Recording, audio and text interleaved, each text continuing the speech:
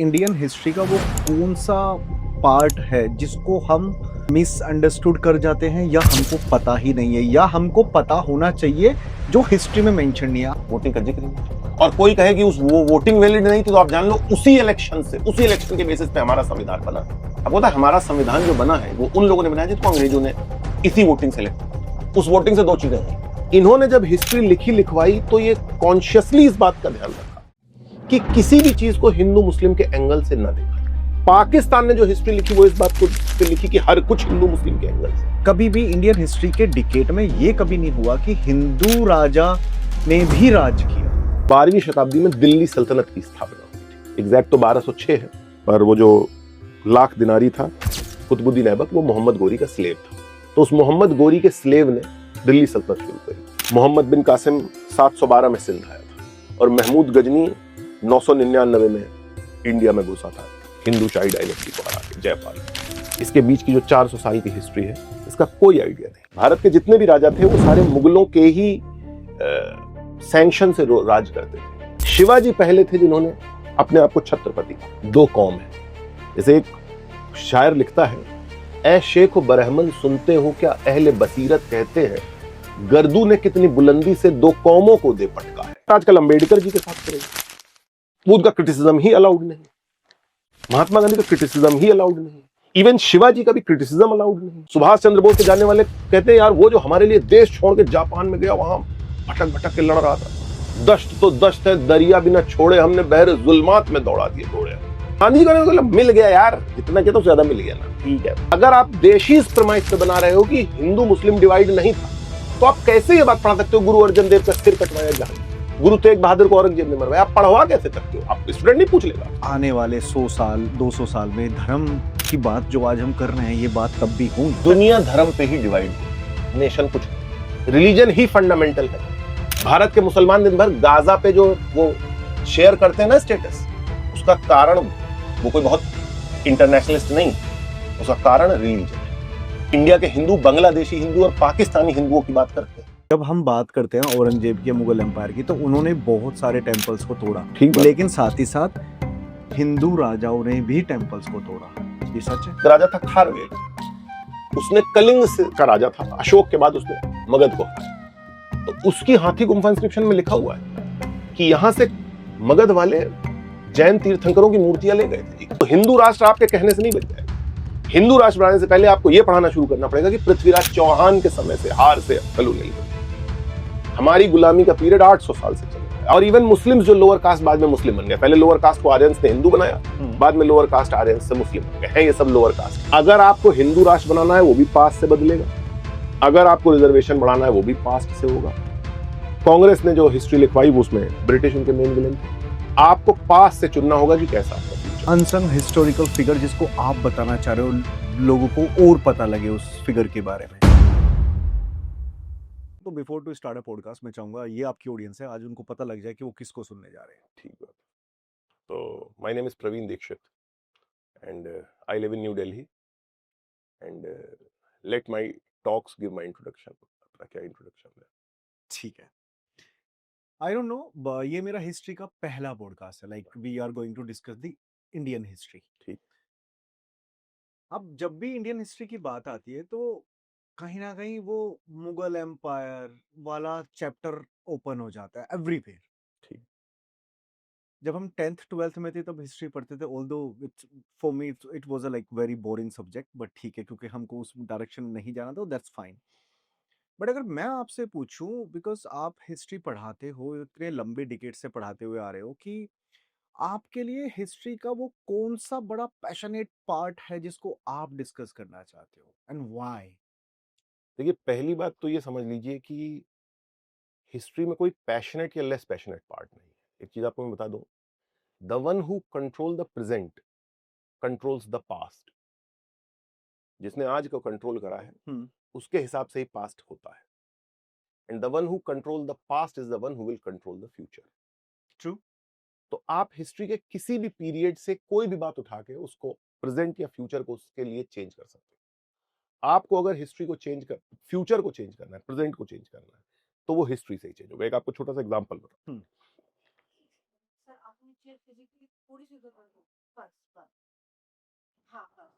Continue रखे ना। हाँ हाँ प्लीज प्लीज। हाँ, जैसे आपको एक छोटा सा एग्जांपल बताता हूं कि देश गुलाम कब हुआ। 3 डेट्स बता रहा हूं मैं आपको। 1757 बैटल ऑफ प्लासी जब अंग्रेज आए तब गुलाम हुआ।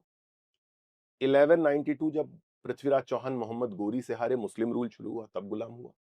या 3000 साल पहले जब आर्य इस देश में आए, और जैसा कहते हैं कि आर्य आए और उन्होंने यहाँ के लोकल लोगों को, एबोरिजिनल, द्रविड़ और जितने भी लोअर कास्ट थे उनको सबऑर्डिनेट किया।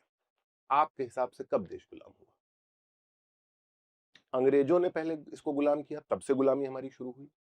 मुस्लिम रूल शुरू हुआ, तब से गुलामी शुरू हुई। या जब से आर्य 3000 साल पहले आए तब से गुलामी शुरू हुई? कब से आपके हिसाब से गुलामी? हमको तो ब्रिटिश का ही पता है। अगर आपको ब्रिटिश का पता है तो फिर आपके हिसाब से हिस्ट्री ये है कि 1947 में आपको आजादी मिली, आपका देश आजादी के बाद खुशहाल हुआ। इस देश में कम्युनलिज्म कभी नहीं था। इस देश में सब लोग बहुत प्यार से जी रहे हैं। इस देश में जैसा ये कॉन्स्टिट्यूशन है, यही हमारे देश की पहचान है, और ये हमारा देश बहुत ही अच्छी तरीके से चल रहा है। ये है आपकी बात। और आपकी साइड से क्या है? नहीं, मेरी साइड से आप छोड़ो, आपने अपना आंसर बताया, अब आपको दूसरी साइड में बताता हूं। कल को अगर मुझे इस बात को चेंज करना है, मुझे संविधान को बदलना है, संविधान को बदलना नेगेटिव टर्म ना सोचे, हमें अच्छा संविधान, दूसरा संविधान, हमें कुछ चेंज करने हैं, हमें हिंदू राष्ट्र बनाना है, तो हिंदू राष्ट्र आपके कहने से नहीं बन जाएगा। हिंदू राष्ट्र बनाने से पहले आपको यह पढ़ाना शुरू करना पड़ेगा कि पृथ्वीराज चौहान के समय से, हार से कॉलोनियलिज्म शुरू हुआ। हमारी गुलामी का पीरियड 800 साल से चल रहा है, 800 साल की गुलामी। मोहम्मद गोरी ने हमको गुलाम बनाया, Aurangzeb was a colonial ruler, Babur was a colonial ruler, Mohammad Ghori was a colonial ruler. तब जाके आपकी हिस्ट्री, ये जब आप हिस्ट्री में चेंज करोगे तब जाके लोग ये मानेंगे कि ठीक बात है, हिंदुओं का एक राष्ट्र होना चाहिए। हिंदुओं को मुसलमानों ने गुलाम बनाया। आप हिस्ट्री में से ही फ्यूचर चेंज कर सकते हैं, आप ऐसे नहीं चेंज कर सकते। अगर आपको अभी, आपने सुना होगा जिसकी जितनी संख्या भारी उतनी उसकी हिस्सेदारी, कास्ट बेस्ड यहाँ पे सेंसेस होना चाहिए, सुना होगा आपने, जाति से रिलेटेड सेंसेस। उसको अगर आपको करवाना है, आपको रिजर्वेशन 50 से बढ़ा के 80% तक लाना है, तो आपको यह बताना पड़ेगा कि हमारी गुलामी शुरू हुई जब आर्य यहां से आए, आर्य विदेशी। 3000 साल पहले जब आर्य अपने घोड़ों पे आए तो उन्होंने यहाँ के लोगों को गुलाम बनाया, सबऑर्डिनेट किया। इस वजह से आर्यों ने से कॉलोनियलिज्म शुरू हुआ।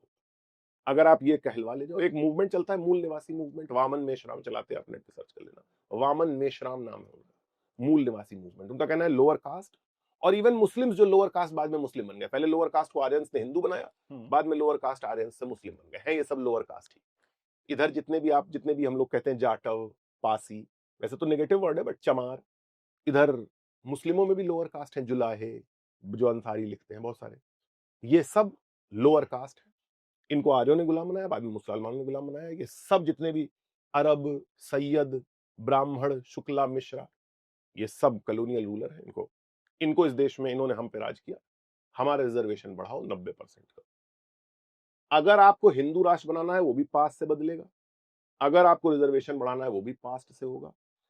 कांग्रेस ने जो हिस्ट्री लिखवाई वो उसमें ब्रिटिश उनके मेन विलेन थे। आपको पास्ट से चुनना होगा कि कैसा आपका फ्यूचर होगा। तो पास्ट का हर period is equally passionate for someone. हर आदमी के लिए पास्ट का कुछ पीरियड इक्वली पैशनेट है। मैं एक प्लॉट के बगल से निकलूं और कह दूं ऐसे ही कि अरे ये प्लॉट तो शर्मा जी का नहीं मिश्रा जी का है, मेरे लिए बहुत ही नॉन पैशनेट सी बात है। आप उस प्लॉट के लिए 20 साल से केस लग रहे हो, आप उसके लिए जान देने को तैयार हो। हिस्ट्री का भी हर हिस्सा ऐसा है जिसके लिए लोग जान देने को तैयार है, मरने को तैयार है। बताओ ना ऐसा कौन सा हिस्सा है। और हिस्सा बताने से पहले मैं ये पूछूंगा कि इंडियन हिस्ट्री का वो कौन सा पार्ट है जिसको हम बहुत या तो मिसअंडरस्टूड कर जाते हैं, या हमको पता ही नहीं है, या हमको पता होना चाहिए जो हिस्ट्री में मेंशन नहीं है। आपको ऐसा लगता है कोई पार्ट है? हर पार्ट, हर एक हिस्ट्री।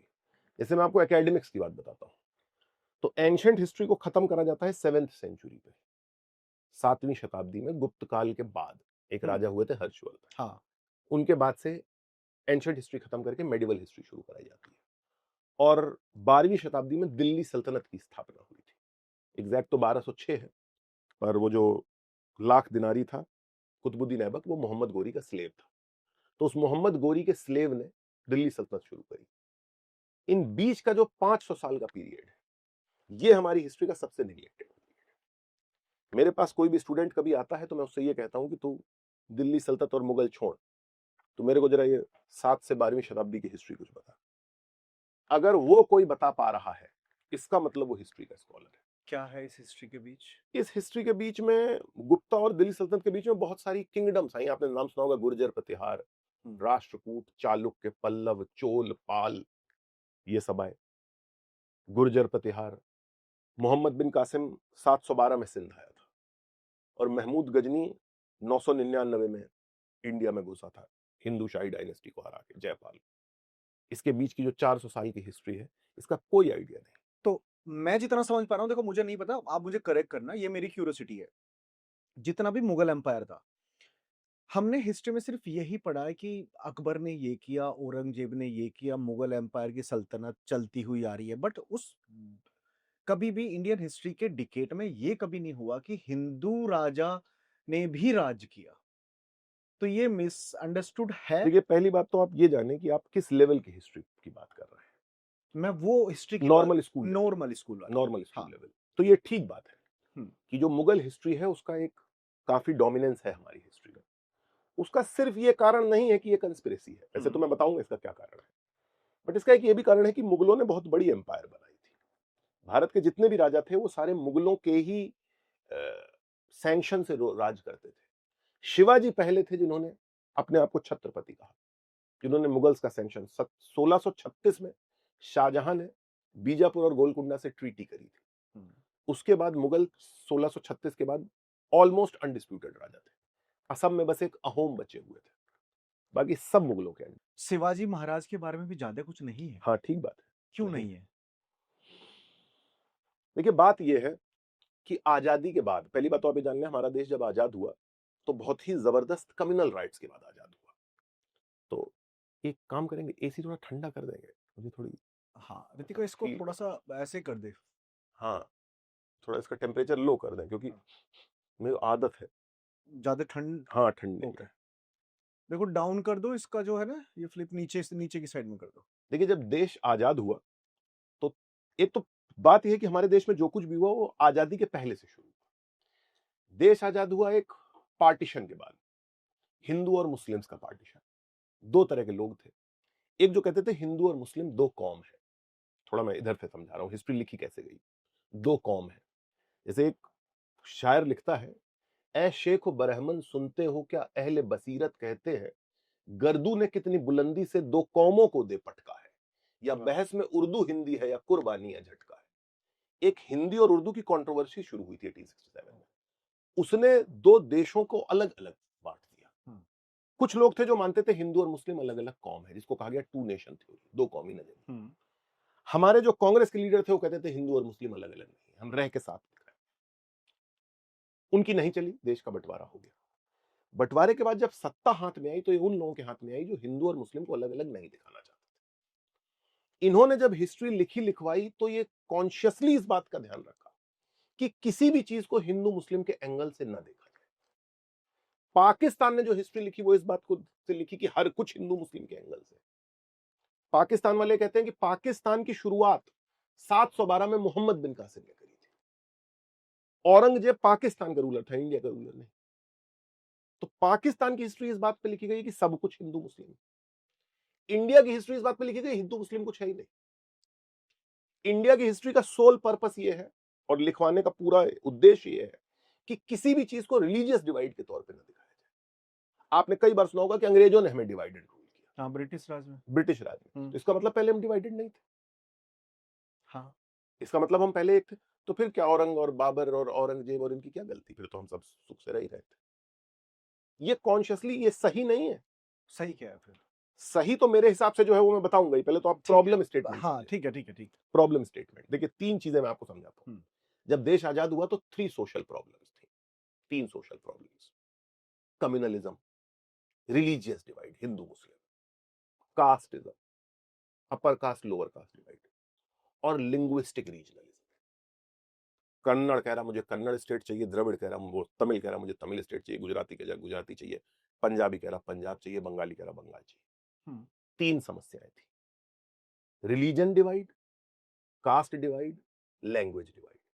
आपने कई बार देखा होगा कन्नड़ा स्टेट में कर्नाटका कन्नड़ा बोलो, महाराष्ट्र में मराठी बोलो। 3 डिवाइड थे। हमारे नेताओं ने दो डिवाइड को तो एक्नॉलेज किया, कास्ट डिवाइड है, माना इस बात को कि है कास्ट डिवाइड, उसके सॉल्यूशन के लिए क्या दिया, रिजर्वेशन, एफर्मेटिव एक्शन, बहुत सारे आपने देखा होगा कास्ट बेस्ड लॉज बने हुए हैं बिल्कुल कि लोअर कास्ट को नौकरी आसानी से मिले उनके बच्चों को, तो उनको उठाया जाए, तो कास्ट डिवाइड कम। एक्नॉलेज किया है बात। आप कभी भी ये पढ़ते हो कि बुक्स में लिखा होता है कि हमारे यहाँ कास्टिज्म था, अंग्रेजों ने नहीं कास्टिज्म इंट्रोड्यूस किया, महाभारत के टाइम से भी चला आ रहा है है ना? कास्टिज्म। हाँ बिल्कुल, कभी किसी बुक ने इस बात को डिनाई नहीं किया, नहीं किया, नहीं किया। कभी आपने नहीं पढ़ा होगा इंडिया में ये लिखा हो किसी बुक में कि अंग्रेज कास्टिज्म लेके आए थे, नहीं नहीं पढ़ा। नहीं। लिंग्विस्टिक रीजनलिज्म भी हमने एक्सेप्ट किया, हम्म तमिलों को तमिलनाडु दिया, मलयालम को केरला दिया, हम्म कन्नड़ा को कर्नाटका दिया, हम्म तेलुगुओं को आंध्रा दिया, मराठियों को महाराष्ट्र दिया, गुजरातियों को गुजरात दिया, पंजाबियों को पंजाब दिया, दिए ना सब, ये माना। कम्युनलिज्म हमने नहीं माना। जब कम्युनलिज्म की बात आई तो हमारे फाउंडिंग फादर्स जो हैं जिन्होंने देश बनाया, उन्होंने कम्युनलिज्म को खारिज कर दिया। उन्होंने कहा देश धर्म के नाम पे बटा नहीं था, अंग्रेजों ने आके इसे बांटा। अब जो वो ये बात कह रहे हैं, तो वो कैसे ये बात कहते हैं कि शिवाजी एक हिंदू राजा था, औरंगजेब एक मुस्लिम राजा था, दो हिंदू मुस्लिम राजा पढ़ रहे हैं। जितना आप पढ़ाओगे उतना पब्लिक पूछेगी। अगर आप देश ही इस प्रमाइस पे बना रहे हो कि हिंदू मुस्लिम डिवाइड नहीं था, तो आप कैसे ये बात पढ़ा सकते हो गुरु अर्जन देव का सिर कटवाया जहांगीर, गुरु तेग बहादुर को औरंगजेब ने मरवाया? आप पढ़वा कैसे सकते हो? आप स्टूडेंट नहीं पूछ लेगा आपसे। आप मुझे ये बता रहे हो कि आपके घर में कोई चोर नहीं छुपा हुआ है और आपने दो अपने कमरे में छुपा रखे हैं, तो आप मेरे को यहां बैठ के चाय पिला के मुझसे मीठी मीठी बातें करवाओ। आप चाहोगे नहीं कि मैं अंदर जाके आपका घर चेक करूं? सर कुछ, अरे सर बैठिए सर, अरे सर यहाँ तो लोग ऐसे ही कहते रहते हैं, हमारे यहाँ तो सब ठीक। आप अपना घर चेक ही नहीं करवाओगे, और इससे मेरे हिसाब से समस्या बढ़ रही है। जो बातें हमें क्लास में पता होनी चाहिए वो हम पॉडकास्ट देख रहे हैं। तो क्लास में क्यों नहीं पता लगी हमें? पहले तो आप ये यही मैं बता रहा हूं आपको, अगर क्लास में ये बात करी जाएगी तो हमारे फाउंडिंग फादर्स के हिसाब से कम्युनलिज्म बढ़ेगा, कम्युनलिज्म बढ़ेगा। उनके हिसाब से दो तरह के कम्युनल लोग हैं, मुस्लिम कम्युनल, हिंदू कम्युनल। थे भी ऐसे लोग जो मुस्लिम थे जो मानते थे हिंदू मुस्लिम अलग है, हिंदू भी ऐसे थे जो मानते थे हिंदू मुस्लिम अलग है। सावरकर थे, वो बहुत सारे थे, हेडगेवार थे जो मानते थे, कुछ बहुत मानते थे, कुछ मानते थे इतने अलग है कि साथ नहीं रह सकते, कुछ मानते थे अलग है, साथ भले रह पाए, आराम से रह ले, बट अलग है। हिंदू मुस्लिम एक है, ये कांग्रेस मानती थी। मुस्लिम मानते थे हिंदू मुस्लिम अलग है, हिंदू मानते थे हिंदू मुस्लिम अलग है। कांग्रेस का यह मानना था जो मुसलमान कम्युनल है वो पाकिस्तान चले गए, वो पाकिस्तान चले गए, इसलिए मुस्लिम कम्युनलिज्म की समस्या सॉल्व हो गई। आजादी के बाद हमारे फाउंडिंग फादर्स का मतलब नेहरू, ये जो पहले एजुकेशन मिनिस्टर थे मौलाना आजाद, इन लोगों ने ये माना कि जो मुस्लिम खराब थे, कम्युनल थे, वो पाकिस्तान चले गए, मुस्लिम कम्युनलिज्म इंडिया से सॉल्व। ये कांग्रेस ने बोला? कांग्रेस के सारा कांग्रेस नहीं, बट हाँ कांग्रेस के टॉप लीडर्स, नेहरू और मौलाना आजाद और बहुत सारे लोग। मौलाना आजाद हमारे पहले education minister, he design majority of education जो आज हम पढ़ते हैं। उनके बाद 5 और एजुकेशन मिनिस्टर आए, उन्होंने मेनली डिजाइन किया। 70s तक ये डिजाइन हुआ है कि जो एजुकेशन हम पढ़ेंगे। मैं इसको गलत नहीं कर रहा हूं, हर एजुकेशन सही गलत होती है, हर एक का अपना पॉइंट ऑफ व्यू। तो आप ये समझ लें कि आप इसलिए रिलीजियस डिवाइड को कम पढ़ते हैं, इसलिए आपने कभी बुक में बहुत ही रेयरली पढ़ा होगा कि मुस्लिम और सिखों की क्या लड़ाई थी। चार साहिबजादे का नाम आपने मूवी में सुना होगा, आपने बुक्स में नहीं सुना होगा। नहीं सुना। चार साहिबजादे को, उसका कारण यह है। अब आप बताओ ये सही है कि गलत है? कुछ पढ़ा के अगर इस देश में नफरत बढ़े, कम्युनलिज्म बढ़े, तो आपके हिसाब से वो पढ़ाया जाना चाहिए या नहीं? अगर हमको ये सारी चीजें पहले पता होती, यही मैं भी मानता हूं। मैंने आपसे पूछा थोड़ा लोडेड क्वेश्चन, बट मैं भी यही मानता हूं कि अगर आप उसको नहीं पढ़ाओगे ना, तो फिर लोगों को उसके बारे में कंस्पिरेसी थ्योरी बनाने का मौका मिल जाएगा, जो बन रही है। भाई आपके घर पे पुलिस आई, मैं आपका पड़ोसी हूं, अब मैं आपसे पूछ रहा हूं भाई पुलिस क्यों आई, आप बता ही नहीं रहे हो, तो फिर तो चोरी का भी इल्जाम आप पे लगेगा, रेप का भी इल्जाम आप पे लगेगा, पॉकेट मारी का भी इल्जाम लगेगा। आप सीधे बता दो यार ये कारण था इसलिए पुलिस आई, कि मेरे घर के सामने कोई गलत गाड़ी खड़ी कर गया था, चोरी की, यार मुझे पता ही नहीं था, पुलिस आ गई मेरे घर में। आप सच बोल नहीं रहे, आप मुझे घुमा रहे हो। मैं रोज रोज कंस्पिरेसी थ्योरी मोहल्ले में बातें चल रही कि यार ये तो ये है, तो स्मगलर है, तो ऐसा है, तो वैसा। सीधी बात, आप एक बार सच बता दो। यही हमारे यहां समस्या हो गई। हमारा देश जब बना तो थोड़ा पैटर्नलिस्टिक बन गया। हमारे जो फाउंडिंग फादर्स थे वो थोड़े पिताजी की तरह बिहेव करने लगे। पैटर्निस्टिक बोल दो या आप बोल दो कि कास्टिज्म पे ही ज्यादा बन गया। नहीं, कास्टिज्म पे वो उस पे आगे आते हैं एक एक करके। हम्म। कम्युनलिज्म पे क्यों उन्होंने कम्युनलिज्म को इतना ज्यादा वो करा? उनको मानना था कि देश एक विभाजन हो चुका है, इस देश का एक विभाजन हो चुका है, अगर हम कम्युनल बात कुछ भी करेंगे तो हम फिर उसी दिशा में चले जाएंगे। अब किया उसने क्या कि एक नया नॉर्मल सेट कर दिया। नॉर्मल ये सेट कर दिया गया कि यही मान लिया गया कि कम्युनलिज्म था ही नहीं, जबकि कम्युनलिज्म इतना डीप है, इतना डीप है। अब लोग कहते हैं देश का बंटवारा। यार ये बताओ कि एक मुसलमान बस्ती में एक हिंदू घर लेके रहेगा? आपने को नहीं पता इस शहर में, इस देश में मुसलमान बस्तियां हैं, है ना? हाँ बिल्कुल है, हिंदू अपने मोहल्ले में मुसलमानों को आसानी से घर नहीं लेने देते। ऐसा है। बिल्कुल है, बिल्कुल है, इसको आपको मानना पड़ेगा। कारण क्या है वो बाद की बात है, बट वो चाहते नहीं। आप आज की डेट में 2025 में इंटरकास्ट मैरिज अब कोई मुद्दा नहीं रहेगा। आपके घर में इंटरकास्ट मैरिज हुई होगी, मेरे घर में हुई होंगी इंटरकास्ट मैरिज, कोई बड़ा मुद्दा ठीक है, नहीं। कोई बड़ा मुद्दा नहीं है। इंटर रिलीजन मैरिज करके दिखाओ मेरे, देखो क्या बवाल होता बट आपको लगता है लाइक आने वाले 100 साल 200 साल में धर्म की बात जो आज हम कर रहे हैं ये बात तब भी होंगी? है। इससे ज्यादा होगी।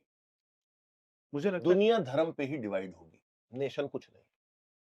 इंडिया के हिंदू को पाकिस्तानी हिंदू से ज्यादा सिंपैथी है इंडियन मुस्लिम के बजाय, और इंडिया के मुस्लिम को गाजा के मुस्लिम से ज्यादा सिंपैथी है। फैक्ट है ना, इंडिया के मुस्लिम को लेटेस्ट। गाजा के मुस्लिम से ज्यादा सिंपैथी है। देश दुनिया रिलीजन पे ही डिवाइडेड है।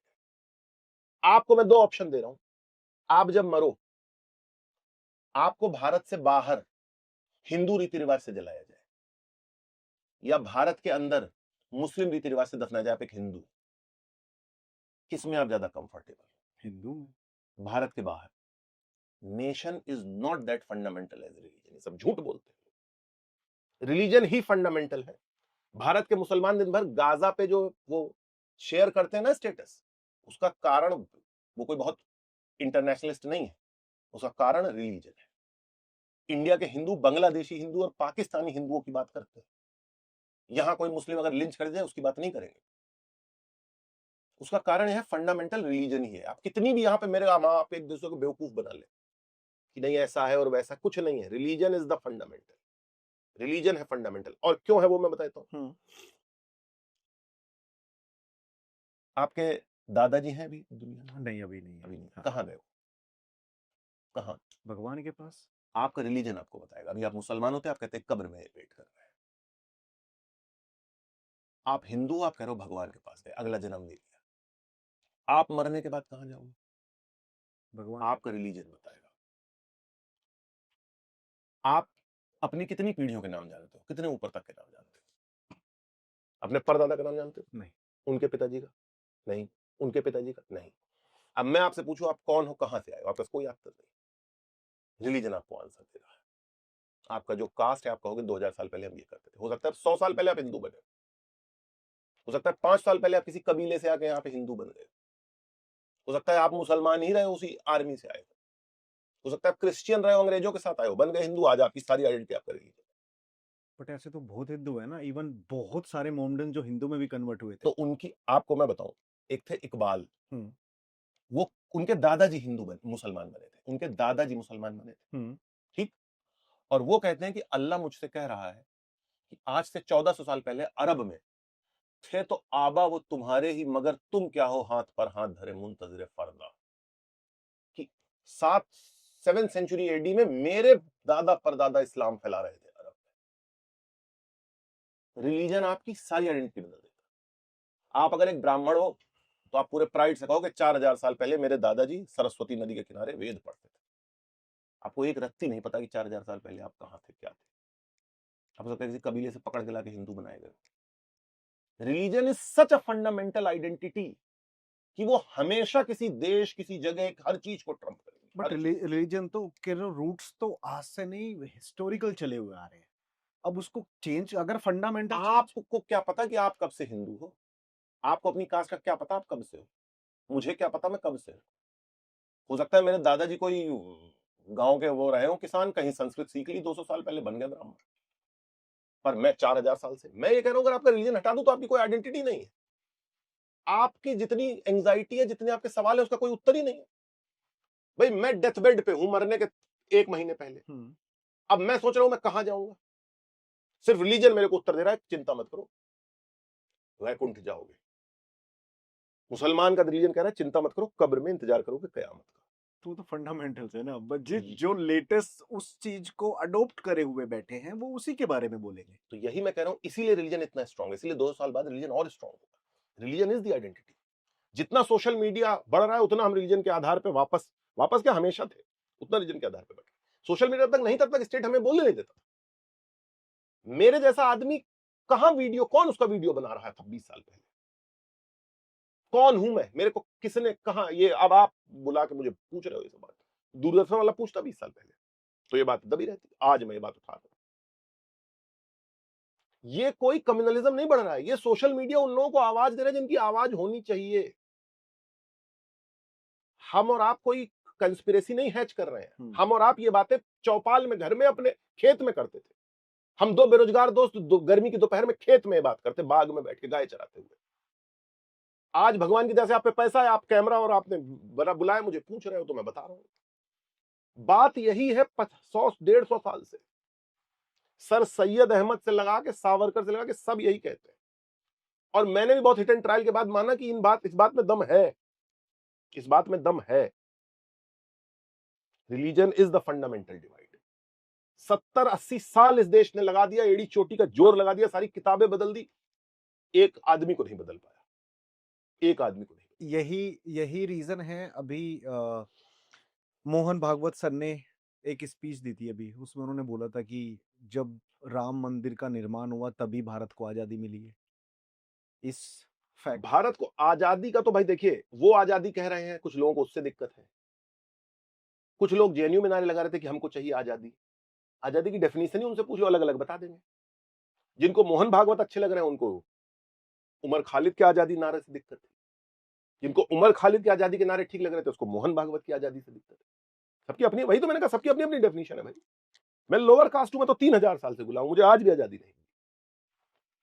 मैं हिंदू राइट विंग हूं, मेरे को 1200 एडी से जो है मैं गुलाम हूं, मुझे आज भी। ऐसा क्यों बोल रहे हो आप? मैं जो मेरी आइडियोलॉजी है उस हिसाब से आजादी में डिफाइन करूंगा। आप आजादी किसको, आप आजाद हो यहां? हाँ, मतलब अच्छा, आजादी की भी दो डेफिनेशन है, हजारों है। ठीक है, मेरे हिसाब से दो है। ठीक है, या देखो, इंसान की लाइफ में दो ही वे रहते हैं, राइट और लेफ्ट, बीच वाला मैं कभी चुनता नहीं। ठीक है। अगर आप पूछो कि मैं आजाद हूं तो एक सिनेरियो में बोलता हूँ हाँ मैं आजाद हूं, लेकिन दूसरे ही सिनेरियो में मैं बंद भी जाता हूँ, नहीं हूँ आजाद। ठीक है। और उसके पीछे बहुत सारे रीजंस है। तो मोहन भागवत ने जो कहा वो उनका पॉइंट ऑफ व्यू है, वो किस तरह की आजादी की बात कर रहे थे? आजादी कैसी होनी चाहिए? अच्छा, आजादी तो बहुत बड़ी चीज है। आजादी तो ऐसी चीज है कि हर आदमी गुलाम है। आप ये बताओ कि देश में करप्शन गांव में बहुत ज्यादा है, प्रदेशों में, यूपी बिहार में बहुत ज्यादा है। केजरीवाल का इंडिया अगेंस्ट करप्शन अन्ना आंदोलन दिल्ली में क्यों हुआ था? कॉन्शियसनेस डिसाइड्स आप आजाद हो कि गुलाम। कॉन्शियसनेस है, आप जो सोचने लग जाओ। एक बहू को लगता है अपने सास के अंदर कि वो आजाद नहीं है, माँ ज्यादा डांट ले, ज्यादा काम करा ले, फिर भी आजादी फील। एक औरत अपनी सास के अंदर गुलाम फील करती है, माँ के अंदर। उसमें औरत की गलती नहीं, मैं कोई देवरानी जेठानी की पॉलिटिक्स नहीं बता रहा मैं जैसे एक बात कह रहा हूँ कि आपको ज्यादा आजादी लगती है। मैं आपका रूम पार्टनर हूँ, ठीक, अभी यहाँ टीवी चलाने लग जाओ और आप यहाँ पढ़ने की कोशिश कर रहे हो, आपको बड़ा अनकंफर्टेबल फील होगा। आपका सगा भाई आके यहाँ पे बाजा बजा दे, आपको नहीं, तब अनकंफर्टेबल फील होगा। आप मेरे से ज्यादा डिस्टर्ब फील करोगे। मैं आपका पड़ोसी हूँ, मेरी टीवी की आवाज तेज है और आप यहाँ बैठ के पढ़ते हो, आपको बहुत डिस्टर्ब होगा। आपका सगा भाई यहाँ पे आएगा, लैपटॉप पे दिन भर मूवी देखेगा आपके सामने, आप उतना डिस्टर्ब फील नहीं करोगे। ये सब तो स्टेटस ऑफ माइंड है। आजाद हुआ कि नहीं हुआ, मोहन भागवत का क्या मानना है? मोहन भागवत भगवान थोड़ी है कि उन्होंने कह दिया तो सही हो गया।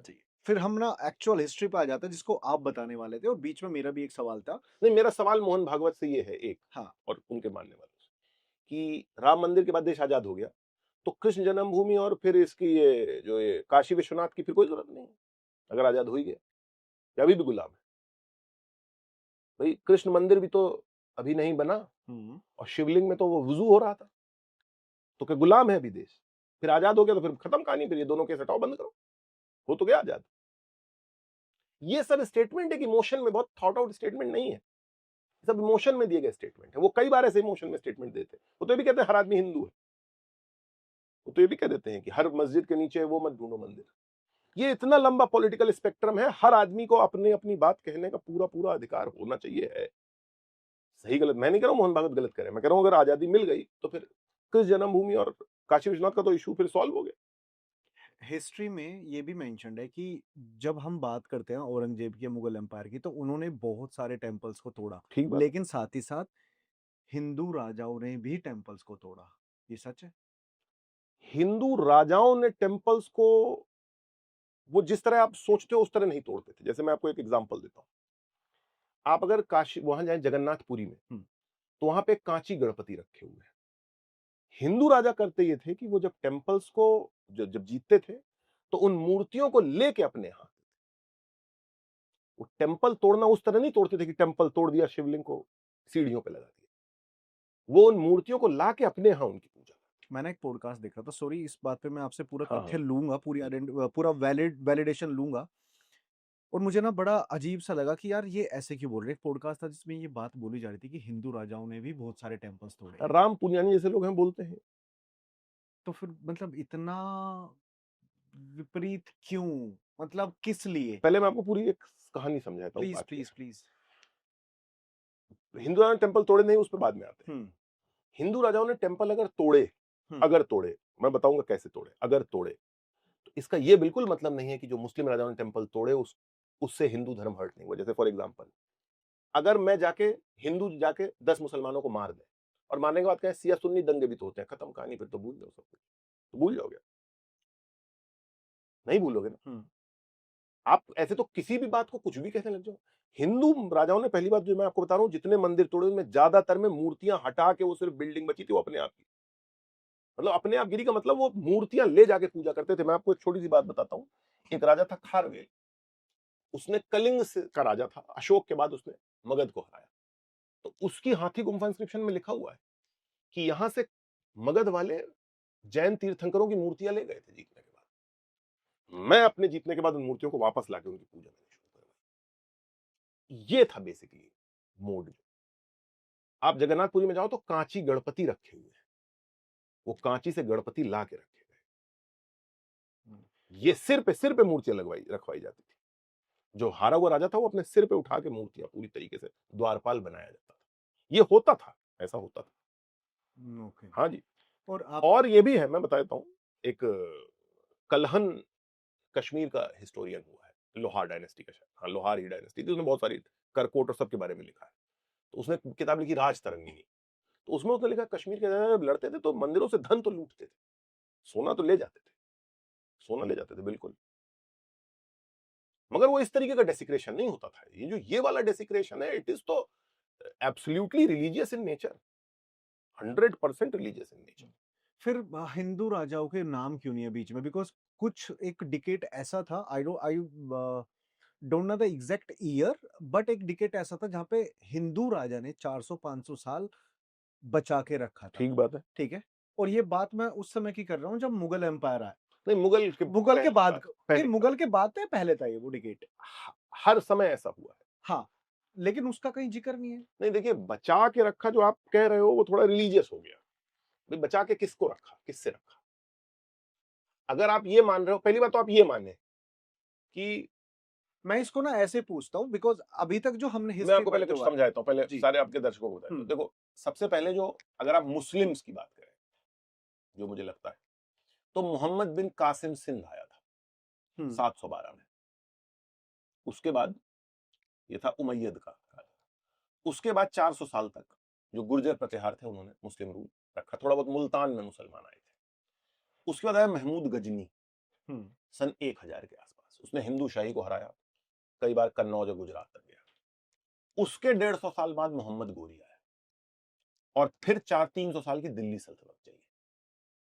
उसके 30 साल बाद बाबर आया और फिर 250 साल की मुगल एम्पायर चली। इनके बीच में बहुत सारे नॉन मुस्लिम राजा थे जो उभरे, बट मुसलमान सेंट्रल एशिया से आते थे, वहां की वॉर टेक्नोलॉजी बेहतर थी, वहां पे घोड़े हुआ करते थे, उनकी वॉर टेक्नोलॉजी, मैं आपको बताऊं, अगर war technology, I like war technology, जैसे बाबर था उसका तुलगुमा स्टाइल थी, तो वो बेटर वॉर टेक्नोलॉजी थी। हमारा इंडिया जो था प्लेन नहीं है, सेंट्रल एशिया देखोगे प्लेन है, तो वहां आप सिर्फ वॉर टेक्नोलॉजी से बच सकते हो।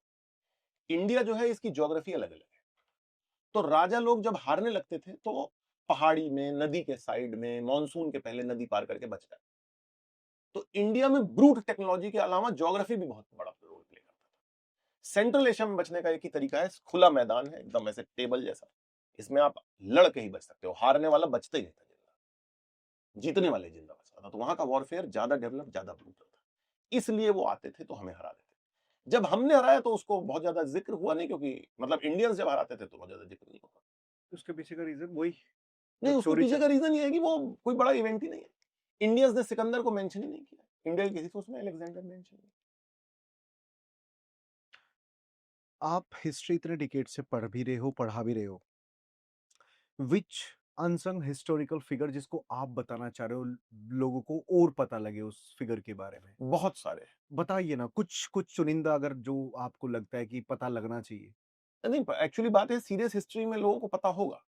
बट सीरियस, सीरियस हिस्ट्री मुझे नहीं लगता अब लाइक कौन जानता जैसे होगा। अब आप देख लो, अगर आप उसकी बात करो कि जो, जैसे आप हिंदू मुस्लिम अगर किंग्स की बात कर रहे हैं तो मिहिर भोज एक राजा थे, गुर्जर प्रतिहार थे 9वीं शताब्दी में। उन्होंने बहुत लड़ाई करी। उनके बारे में सुलेमान ने लिखा है कि वो he was the main enemy of Islam in India. अगर आप हिंदू मुस्लिम हिस्टोरियंस की बात करें तो मिहिर भोज के बारे में बहुत कम लोगों को पता होगा। बताइए प्लीज। तो मिहिर भोज एक गुर्जर प्रतिहार राजा थे, जिन्होंने की जो है पूरा ये जितना नॉर्थ वेस्ट का बॉर्डर है इसको कंट्रोल किया था, इस पे लड़ाई करी। मतलब मैं बहुत ज्यादा इस बात को नहीं मानता हूं पर्सनली कि एक राजा सिर्फ अगर किसी मुस्लिम रूलर से लड़ रहा है तो it should be the only merit he should have, ये सिर्फ इसलिए उसको हीरो कहना। और भी बहुत सारे कारण हैं। जैसे शिवाजी, मतलब मैं कह रहा हूं शिवाजी ने भी औरंगजेब से लड़ाई करी, शिवाजी का सबको नाम पता है। मीर भोज ने करी, उसका नाम नहीं। ओके। बीच में हम इस्लाम वाली बात कर रहे थे, एक सवाल मेरे को मैंने लिखा था कि इस्लाम को इतना पोलराइज कर दिया है या इस्लाम भारत में इतना क्यों बढ़ रहा है ऑल ऑफ सडन? नहीं नहीं, ऐसा नहीं, बढ़ नहीं रहा है। बढ़ रहा है। बढ़ रहा का मतलब अब आप वो कहो पॉपुलेशन बढ़ रही है बिकॉज फर्टिलिटी रेट ज्यादा है इसलिए बढ़ रहा है। इसके पीछे कोई लॉजिक समझ आता है क्यों? इसके पीछे का लॉजिक, अब ये सब मतलब फिर we will go into the realm of conspiracy theories, क्योंकि वेरीफाइड बातें नहीं। ओके। हाँ, वो वेरीफाइड बातें नहीं। मेन बात ये मानी जाती है कि वहां पे एजुकेशन का मेयार कम है, जो जिसको कहते हैं इल्म, जो शिक्षा है वो कम है। तो जब शिक्षा कम होती है तो ज्यादा बच्चे पैदा होते हैं, गरीबी है। मतलब आप देख लो, जैसे अमीर जो मुसलमान है उन वो बहुत बच्चे नहीं पैदा करते। मेरे बहुत सारे दोस्त, जैसे आप सुनोगे मुसलमान 4 शादी करते हैं, है ना, सुना होगा आपने मुसलमान 4 शादी करते हैं। मैं बहुत सारे मुसलमानों को जानता हूँ एक ही करी, एक भी नहीं हो रही है। मतलब मेरा ये कहना है कि ये स्टीरियोटाइप है थोड़ा। मतलब अगर आप इन बातों को करेंगे तो फिर एक कंस्पिरेसी थ्योरी में चली जाएंगे कि वो ये सोच रहे हैं कि वो सारा इंडिया जीत लेगा। है उनमें सब कुछ है, ऐसा नहीं है कि ये बातें नहीं है, मगर हर मुस्लिम ये कह रहा है, ये कोई बहुत वेरीफाइड चीज नहीं। चलो, एक सवाल का जवाब तो आपने मेरे को इन बातों से मिल गया कि हिस्ट्री को कंप्लीटली स्क्रिप्टेड रखा गया है। मतलब कंप्लीटली क्या, बहुत कुछ रखा, बहुत कुछ उसमें रखा हुआ खासकर ये बात ध्यान रखी गई है कि कम्युनल डिवाइड ना। जैसे मैं आपको छोटी बताऊं, जब देश का बंटवारा हुआ, जब देश का बंटवारा हुआ तो वोटिंग हुई थी। वोटिंग में लगभग 15% लोगों को वोट डालने का अधिकार था। 40% फैमिली, आपकी फैमिली से सबको नहीं अधिकार होगा जैसे आपको है, उसके बड़े सारे वो थे, क्वालिफिकेशन थे। तो उसमें अराउंड 90% मुस्लिम जो वोट कर सकते थे उन्होंने पाकिस्तान को वोट किया। हाँ, मतलब यूपी बिहार के तो सबने ही पाकिस्तान को ही वोट किया जितने इंडिया में रहे। मैंने अभी एक इलेक्शन मैनेज करते हैं पूरा, तो उनके साथ एक पॉडकास्ट किया था, तो मैंने उनसे ऑल जर्नल पूछा। ऑल दो मेरे को हिंदू से या मोमडन से या क्रिश्चियन से या उससे किसी से कोई बैर नहीं है। ऑफ कोर्स मैं हिंदू हूँ तो भैया सिंपल सी बात है, मैं बोलूंगा अपने बारे में, बट मैं धर्म स्पेसिफिक नहीं हो रहा। तो मैंने पूछा कि मोमडन्स के कितने वोट आते हैं बीजेपी को, जट की इक्का दुक्का। नहीं तो वो ठीक बात है, बीजेपी भी तो मोहनदास को कहाँ खड़ा करती है, दोनों तरफ से, इसमें किसी को वो न दे। मेरा कहना है ना, बहस को एकेडमिक रखे। वो नहीं देते हैं, वो क्यों नहीं देते? क्योंकि आप भी तो मुस्लिम्स को कहाँ टिकट दे रहे हो भाई? आप ओपनली कह रहे हो हिंदू राष्ट्र बनाएंगे तो मुसलमान पागल है, वोट देगा। मेरा ये कहना है कि इसमें कोई हीरो विलेन नहीं है। डिवाइड मैं भी मानता हूँ, बहुत डीप डिवाइड है। अगर मैं आपको बोलूं कि लेट्स एग्जांपल आपके पास एक सुपर पावर आ गई और आपको हिस्ट्री में वो सारी चीजें मेंशन करनी है जो आप चाहते हो जो अभी तक हुई नहीं है, जो आप मैं इससे बता रहे थे तो ना, अगर मेरे को, हाँ, तो मेरे को अगर करना होगा तो वो बहुत कुछ ज्यादा वो हो जाएगा, मतलब वो पढ़ाने लायक बहुत बचेगा नहीं। मुझे एक दो चीजें बताइए ना प्लीज। जैसे मैं ये बता रहा हूँ कि जब पार्टीशन हुआ देश का तो वोटिंग पे वोट किया, पंजाब और बंगाल ने वोट किया कि हम पार्टीशन होगा। दूसरा, मतलब पहले इसको तो एक बार समझ, हाँ हाँ, तो ये पार्टीशन हुआ वोटिंग से, हम्म, इसका कोई जिक्र नहीं है, वोटिंग का जिक्र नहीं है। और कोई कहे कि उस वो वोटिंग वैलिड नहीं थी, तो आप जान लो उसी इलेक्शन के बेसिस पे हमारा संविधान बना। अब होता है हमारा संविधान जो बना है वो उन लोगों ने बनाया जिसको अंग्रेजों ने इसी वोटिंग से इलेक्ट किया। उस वोटिंग से दो चीजें हुई, उस वोटिंग से पार्टीशन ऑफ इंडिया, और उसी वोटिंग से जो असेंबली बैठी उसने हमारा संविधान बनाया। बहुत सारे लोग कहते हैं उस वोटिंग में 12% लोग वोट डाल सकते थे, तो भाई उन लोगों को जो कमेंट करेंगे उनको मेरा कहना है उसी वोटिंग ने संविधान बनाया।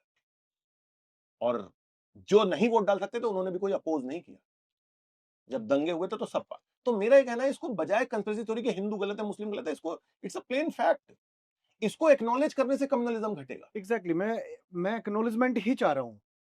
इसको एक्नॉलेज करने से ही कम्युनलिज्म घटेगा। अब आप, अभी हम लोग पॉडकास्ट के पहले बात कर रहे थे कि महात्मा गांधी को लोग इतना बुरा क्यों बोलते हैं। हाँ, मैं वही पूछ रहा था हाँ। कि अच्छा कुछ लोगों को फिगर है कि भाई नहीं वो एक्चुअल में महात्मा देखो बात यह है कि अगर आपके दादाजी गांव के वो थे, मुखिया थे, आप उनका एक लाइन मुझे क्रिटिसिज्म करना अलाउ नहीं कर रहे, तो मैं आपके पीछे उनको गाली नहीं दूंगा। आपके दादाजी गांव के मुखिया थे और मैं जरा सी उनकी रूल में कुछ गलत बात कह दूं, उनका क्रिटिसिज्म कर दूं, आप मेरे से लड़ने आ जाओ, आप तो तुझे जेल भेज दूंगा, तो आपके पीछे फिर खेत में उनको गालियां ही मिलेंगी।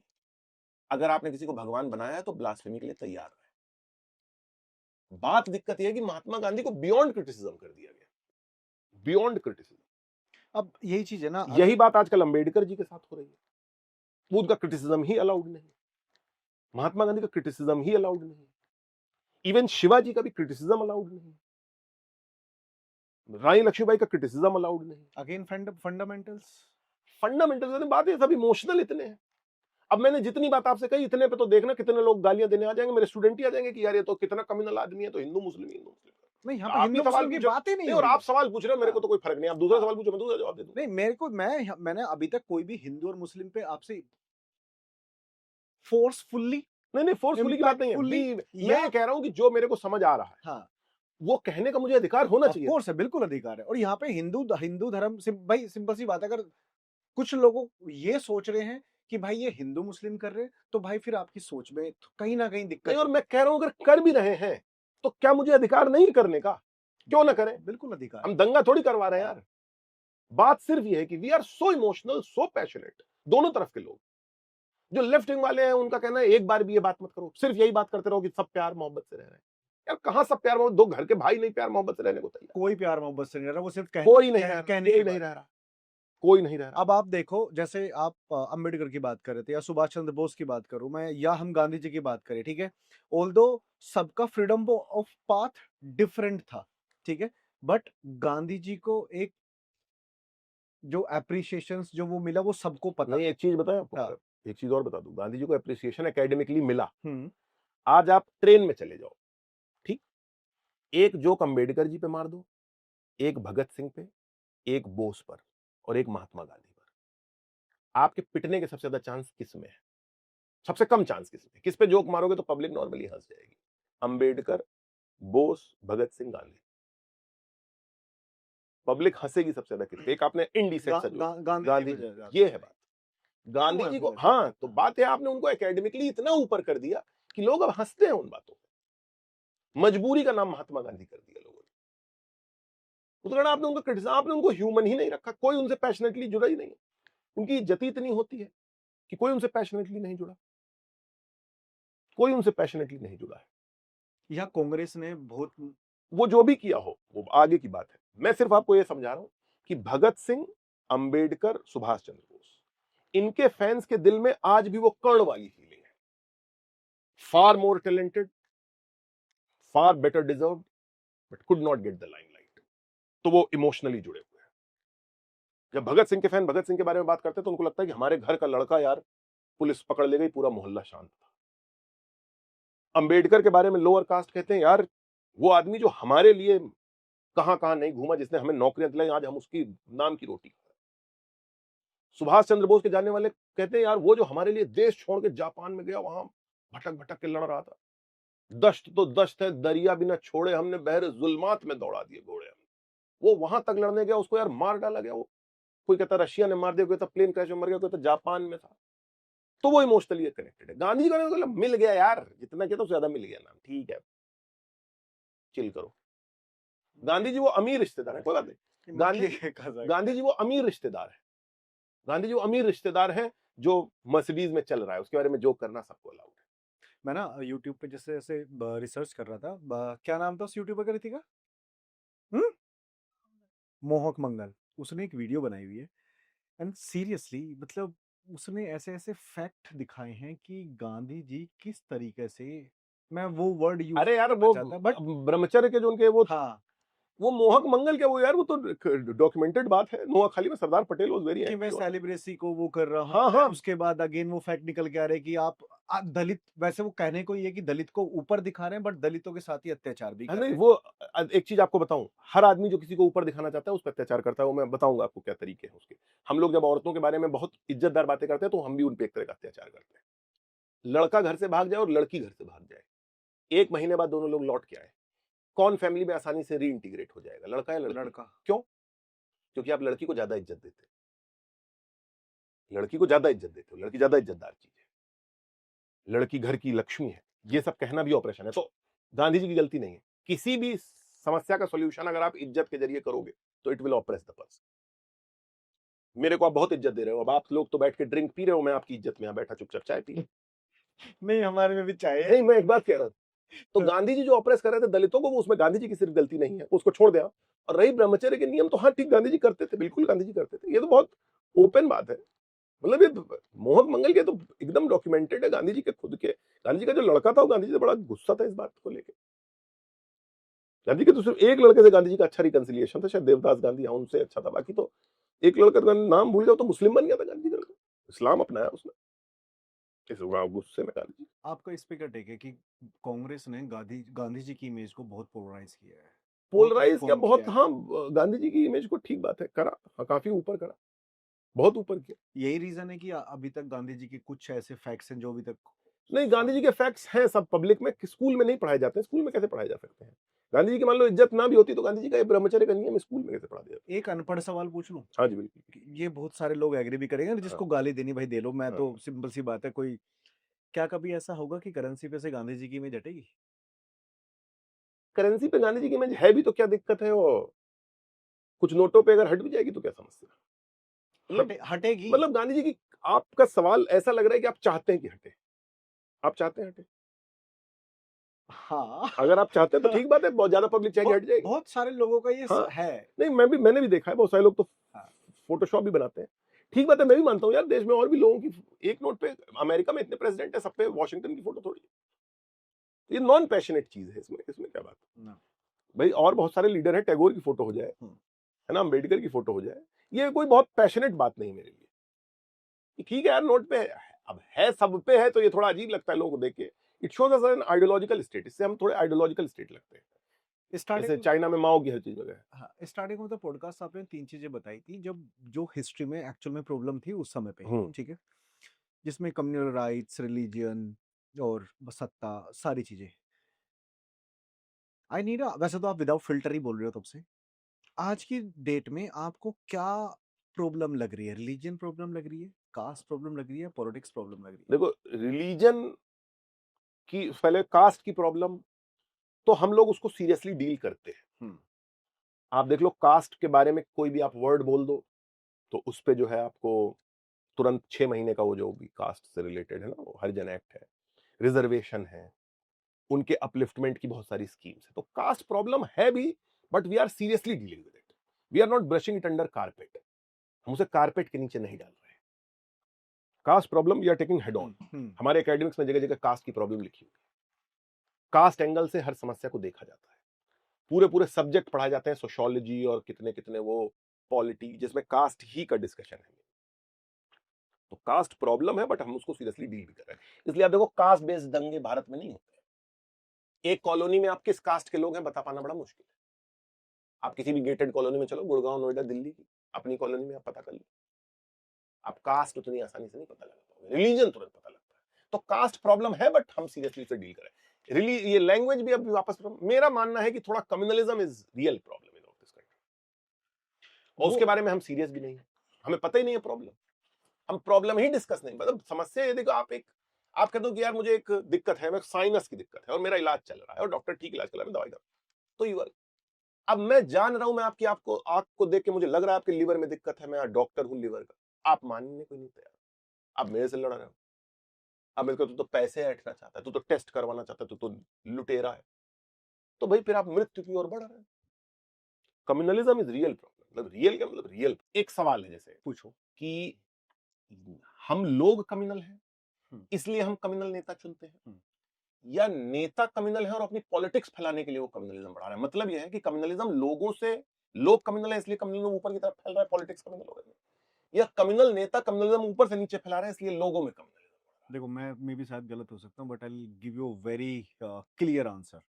मैं अगर मोमडन हूँ तो मैं मोमडन नेता चुनूंगा, मैं अगर हिंदू हूं तो मैं हिंदू नेता चुनूंगा। अब आप देख लो कि कौन फैला रहा है, ऑफ कोर्स हम लोग फैला रहे हैं। तो ठीक बात है ना, हाँ तो हम लोग कम्युनलिज्म बिल्कुल। फैला रहे हैं, तो मेरा यही मेरा कहना है कि कम्युनलिज्म इसका मतलब एक समस्या है। आज कोई भी चीज सोशल मीडिया पे फटती है, आप देखो जाके उस पे ढेरों कमेंट्स कौन कर रहा है, हम ही लोग कर रहे हम जैसे तो कर रहे हैं। हैं। आप एक बार कमेंट बॉक्स खोल लो, एक बार आप कमेंट हाँ। बॉक्स इंस्टाग्राम का, यूट्यूब का, फेसबुक का, ट्विटर का खोल लो, और देखो क्या गाली गलौज क्या चल गाली रहा है। गलौज चल रहा है, तो कौन कर रहा है, तो नेता हम तो। कम्युनल है, हाँ तो अगर हम कम्युनल हैं तो इसका मतलब कम्युनलिज्म एक इस देश की समस्या है। मेरे कुछ जो मेन सवाल है कि इसको एक्नॉलेज करने को लोग नहीं तैयार है। हमारा जो इंटेलेक्चुअल क्लास है, मतलब एक चीज होती है हेजेमनी, हेजेमनी का मतलब यह है कि जैसे आप मान लो यहाँ पे हो इस घर में, और आप इस घर के सुपरस्टार हो, आप ही कमाते हो, आप ही ने सबसे ज्यादा पढ़ रखा है, और आप फुटबॉल देखते हो, तो एक छोटा बच्चा ये मानेगा कि फुटबॉल देखना बहुत अच्छी चीज है। आप मान लो क्लासिकल सॉन्ग सुनते हो, तो एक छोटे बच्चे को ये लगेगा कि यार पॉप सॉन्ग सुनना हल्की चीज है, क्लासिकल सॉन्ग, ये तो बच्चा अपने बाप की नकल करता है। हमारी एकेडमिक हेजेमनी इस बात पे है कि कम्युनिज्म को डिनाई करो, इंडिया में कम्युनिज्म है ही नहीं। ये चीज देख के ना मेरे को खान सर की याद आती है। अच्छा, ठीक है, अब खान सर को लोग देखो कितना पसंद करते हैं। उसका कारण मैं आपको बताता हूं। एक मुस्लिम जो लिबरल बातें कर ले, उसका इनफाइनाइट मार्केट है इस देश में। एक छोटा सा एग्जांपल देता हूं, आपने एक यूट्यूबर सुने होंगे रिजवान अहमद, रिजवान नहीं, एक्स मुस्लिम तो मैंने नहीं सुना। एक्स मुस्लिम छोड़ो, रिजवान, हाँ चलो एक्स मुस्लिम। हाँ ये इतने सारे एक्स मुस्लिम क्यों फेमस समझ मेरे को भी नहीं पता लग रहा, वही है कि है? सारी अगेंस्ट। हाँ वो मुस्लिम जो मुस्लिमों के खिलाफ बोल ले इज रियली रेयर, उसका इनफाइनाइट मार्केट। आपको कभी हिट होना है ना, अगर आपको हिट होना है, आप धर्म बदल के मुस्लिम बन जाओ, तो मुस्लिमों को गाली देना शुरू करो। आपका इतना तारिक फतेह उनमें क्या था ऐसा, यही। जावेद अख्तर एक अथीस्ट बातें करते हैं, सुना होगा आपने। हाँ इतने फेमस क्यों है? एक मुस्लिम जो अथीस्ट बातें कर लेता है, एक क्रिश्चियन अथीस्ट बात करे कोई सुनने ना आए उसे। वाह फैक्ट हाँ है। हाँ, नहीं मैं बता रहा हूँ ना, ओवैसी की सबसे ज्यादा पसंद ओवैसी को लोग तब आए जब उसने इंडिया का व्यू जाके अब रखना शुरू किया। अब आप देख लो ओवैसी का क्या ओवैसी को मार्केट। देखो, कहीं दूर मत जाओ, अभी राज समानी वाला पॉडकास्ट देखा विजय माल्या वाला। नहीं देखा नहीं मैंने, सुना बहुत है उसके ठीक बारे है, अब देखो ये। में। अच्छा दूसरी बात, आई डोंट, मतलब जो भी मेरे को लगा Vijay Mallya is a culprit. हाँ अब आप बताएं, मैंने देखा नहीं। ठीक है, अब देखो यहाँ पे ना बहुत सारे दो पॉइंट बनते हैं जो मार्केट में चल रहे हैं। ठीक है, एक वो अब ये वही चल रहा है कि अगर हिंदू मोमडन बन के बात कर ले, मोमडन हिंदू बन के बात कर ले। ठीक है, उस पॉडकास्ट के होने के बाद, ठीक है, अब यहाँ पे I don't know social media पे चल भी रहा है कि भाई 18 साल बाद आरसीबी जीती है। ठीक है, उसके बाद सडनली क्यों पॉडकास्ट हुआ। दूसरा, कुछ लोगों का कहना ये है कि विजय माल्या को कल्प्रिट नहीं है, उसने डबल द अमाउंट, वो जो भी उसने लोन लिया था उसने डबल द अमाउंट पे किया है। वट एवर भी, कुछ लोगों ने विजय माल्या को भी बैंगलोर के अंदर बड़ा ही लाइक चैंट कर रहे हैं विजय अरे माल्या, विजय माल्या। इमोशनल सा देश है, एक साइड ये स्टोरी सुन के व्यू बनाना बहुत आसान है। आपका क्या पॉइंट ऑफ व्यू है ऐसे। मेरा पॉइंट ऑफ व्यू है कि यार पैसा लेके अगर आप भागे, जो इतने लोग जिनको सैलरी नहीं दी, जो वहां बड़ी बड़ी पार्टी कर रहे थे, चलो पार्टी छोड़ो, आप पार्टी तो आपका राइट है, आप पैसा लेके भागे इस देश से। पूरी तरह विजय माल्या गलती नहीं, हमारे देश में पॉलिटिक्स इसी तरह चलती है।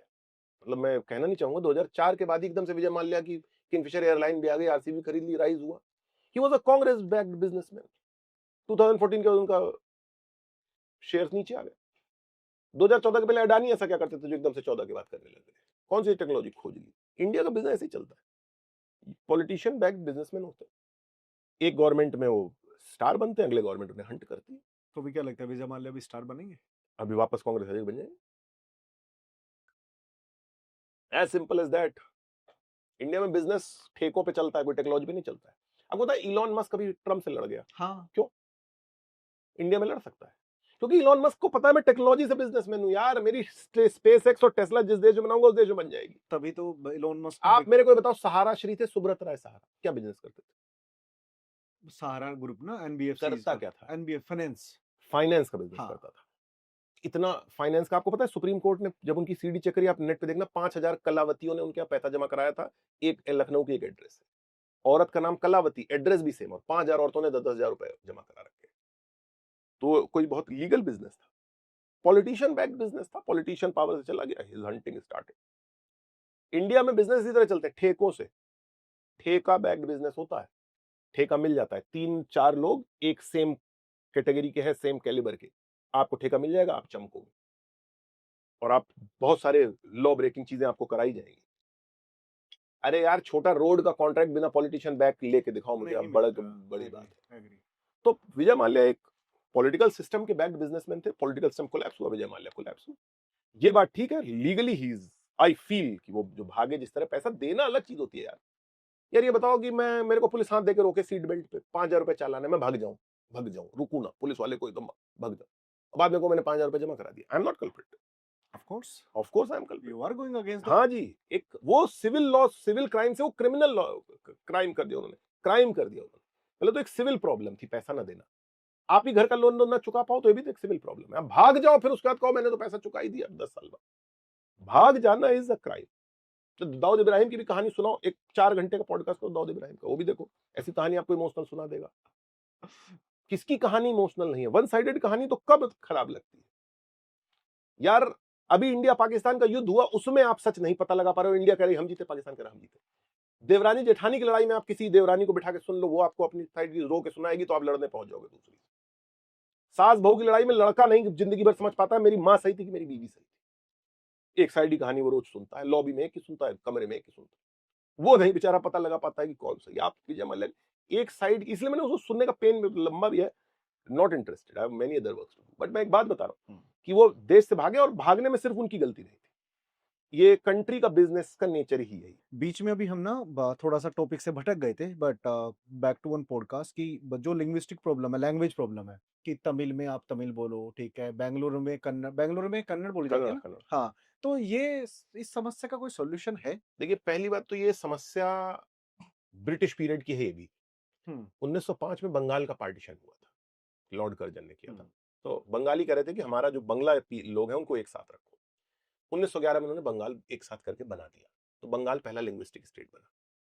तो बड़ी लिंग्विस्टिक बात चली, सबको चाहिए था हमारा अपना एक अलग देश हो। भारत में 1600 भाषाएं बोली जाती है, तो क्या 1600 प्रदेश बन सकते थे? तो नहीं बन सकते। तो आजादी के बाद कांग्रेस ने कहा कि जब लिंग्विस्टिक स्टेट जो बनने हैं, तो लोगों ने कांग्रेस से कहा कि अब आप बना के दो।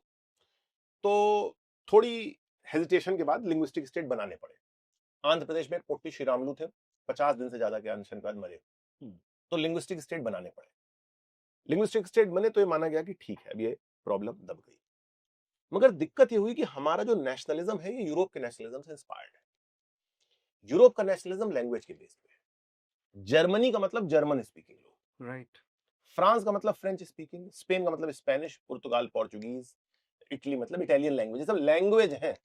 जर्मन और फ्रेंच आदमी में कोई रिलीजन और इनका अंतर नहीं, शकल का भी अंतर नहीं। जर्मन, अल्सास लोराइज फ्रेंच स्पीकिंग तो फ्रांस में मेजोरिटी। जर्मनी कहता है हाँ, कुछ लोग इसमें जर्मन बोलते, तो हमारे अंदर है।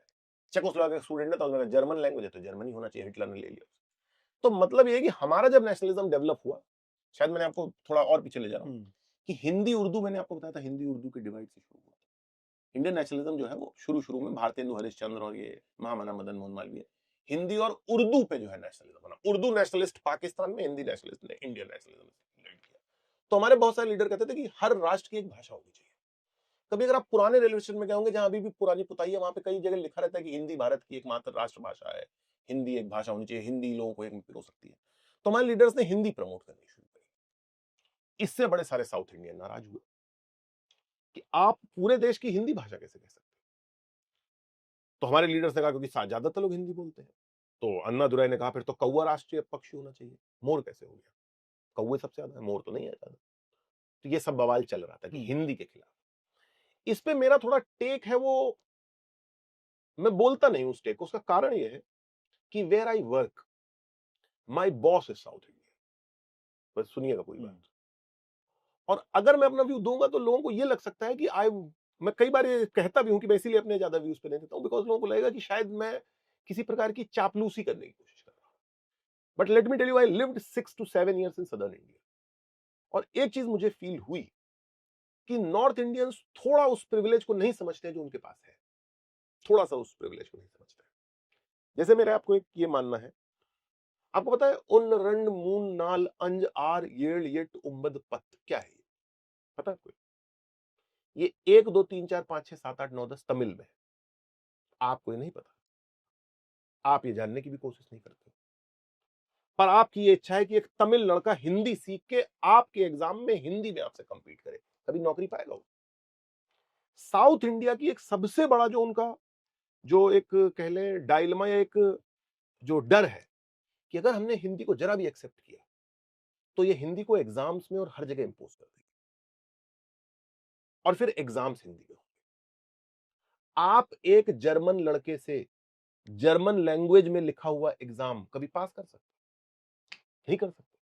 साउथ इंडिया की सबसे बड़ी एंजाइटी है कि हिंदी की मेन स्ट्रीमिंग से कल को सब कुछ अगर हिंदी में होने लग गया तो भैया तुम्हारी मदर टंग हिंदी है, हम तो ग्रामर सीखते सीखते ही दम दम तोड़ देंगे। तो वो इतना ज्यादा इस पे वो एडमेंट हो जाते हैं। आपको पता है 1937 में जस्टिस पार्टी थी एक साउथ इंडिया की, उसको कांग्रेस ने हरा दिया था।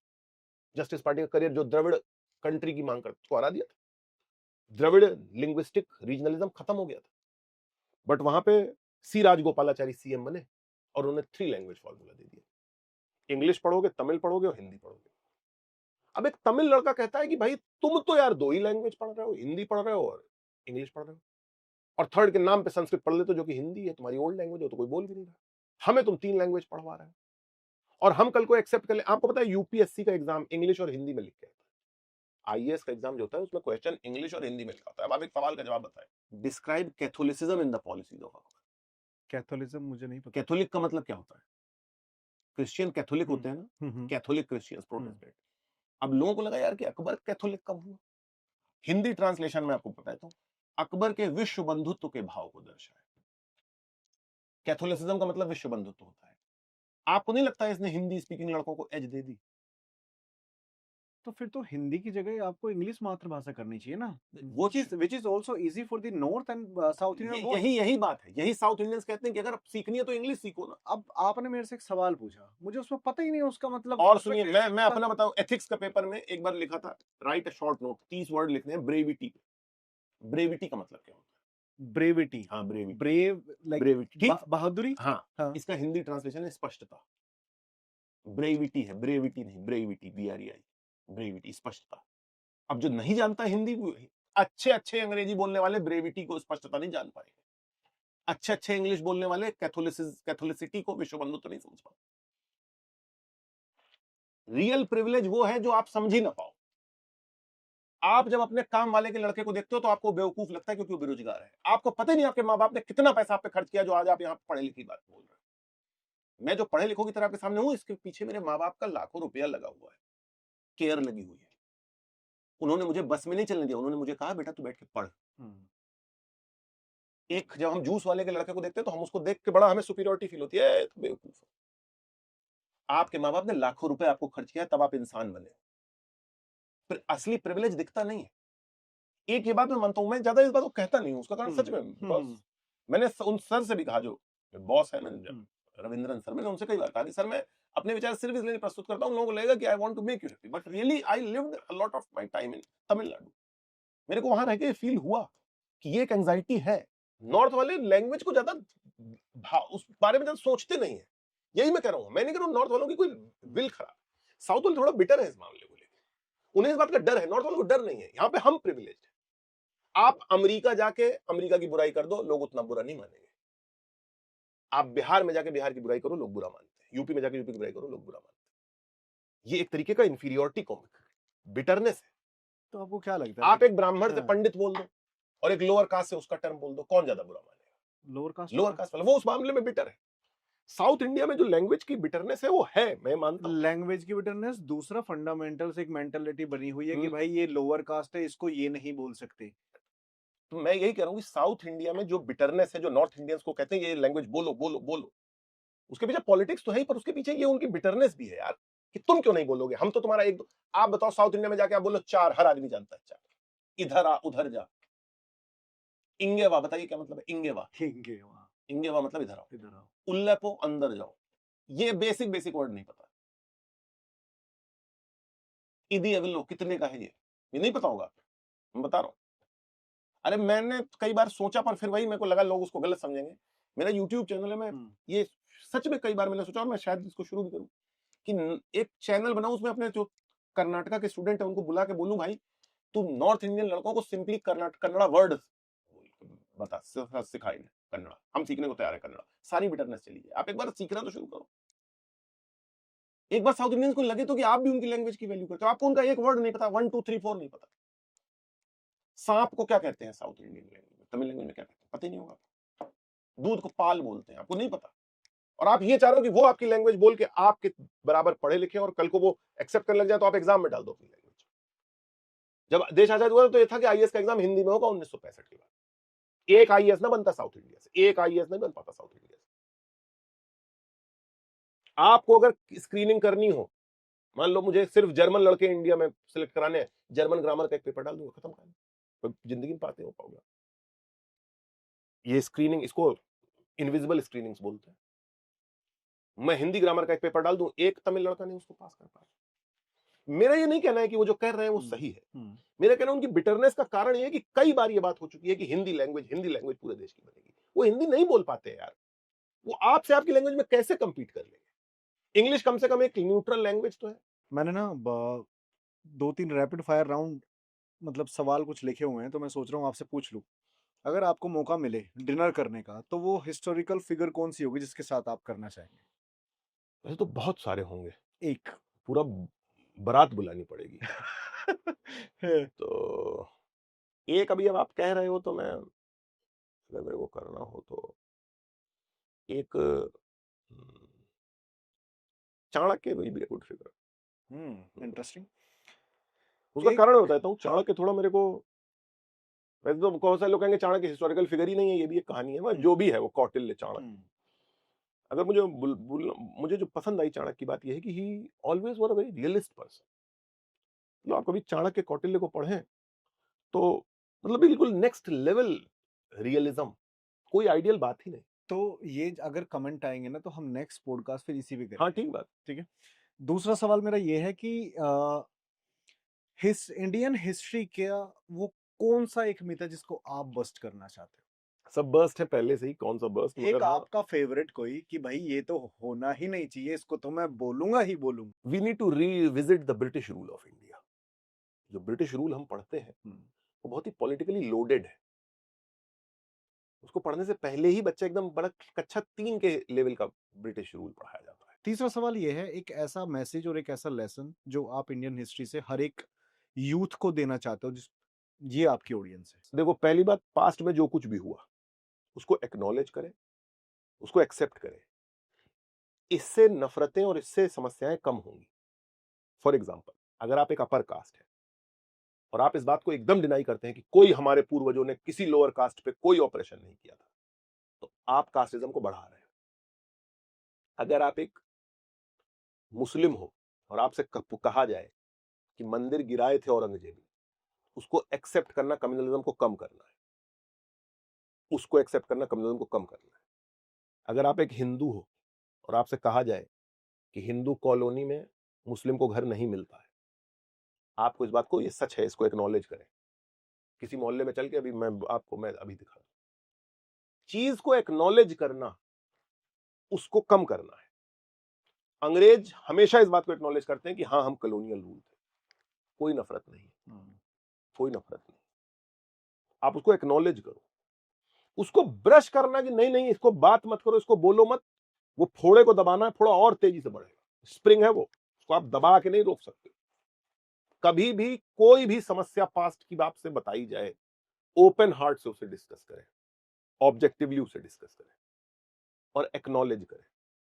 कोई आपसे किसी से नहीं कर रहा, कोई किसी ब्राह्मण से नहीं कहने जा रहा है कि कोई लोअर कास्ट मुझे रोड पे पीटे दे रहा है, क्योंकि मैं एक्नॉलेज कर रहा हूं। आपके दादाजी ने मेरे दादाजी से पैसा ले लिया, जमीन हड़प ली, और अब हम और आप शहर में मिले, गांव बहुत हमारा पीछे छूट गया, और आज भी आप यही कहने को तैयार हो, नहीं कोई दिक्कत नहीं, तुम्हारे दादाजी जबरदस्ती केस कर रहे थे, तो हमारी लड़ाई कंटिन्यू रहेगी।